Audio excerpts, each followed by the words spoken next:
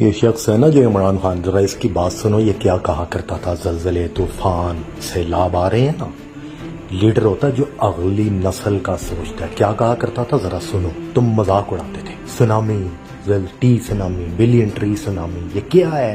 یہ کوئی پروجیکٹ ہے، درخت لگا دیے 1 ارب 1 کروڑ، مذاق اڑاتے تھے نا۔ یہ کیا کہتا تھا؟ اس کو کہتے ہیں لیڈر، جو دور کی سوچتا ہے۔ اور آج نظر آ رہا ہے کہ یہ کیا سوچتا تھا یہ شخص۔ سنیں ذرا اس کی بات۔ بسم اللہ الرحمن الرحیم۔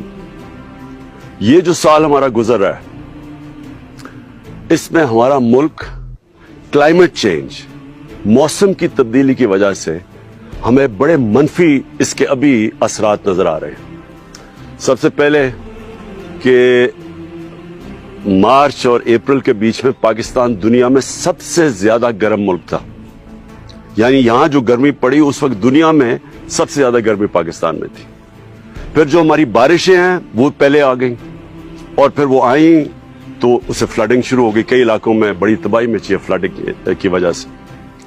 پھر جو اس سے پہلے جو گرمی پڑی آگے لگنی شروع ہو گئی، اور یہ صرف پاکستان کا مسئلہ نہیں، آپ نے دیکھا یورپ میں بھی آگے لگی ہوئی ہیں، امریکہ میں بھی لگی ہوئی ہیں، اور پچھلے سال تو سائبیریا جو سب سے ٹھنڈی جگہ دنیا میں ادھر بھی آگے لگی ہوئی ہیں۔ تو یہ موسم کی تبدیلی اور گرمی کی وجہ سے، یہ جو دنیا کے اندر گرمی بڑھتی جا رہی ہے، اس کی وجہ سے یہ ہو رہا ہے۔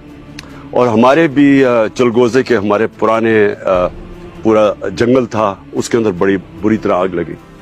اور پھر جو ہمارے شمالی علاقوں میں، پہاڑی علاقوں میں، اور اسپیشلی ناردرن ایریاز یا گلگت بلتستان میں جو ہمارے گلیشیئرز ہیں، 3 جگہ ہمارے گلیشیئرز ٹوٹے اور اس کی وجہ سے فلڈ آیا، بلکہ کئی ہمارے پل بھی بہ گئے اوپر۔ تو یہ ساری موسم کی تبدیلی کی وجہ سے، اس لیے میں آج ساری قوم کو کہہ رہا ہوں کہ درخت لگانا ہماری آنے والی نسلوں کے لیے اتنا ضروری ہے۔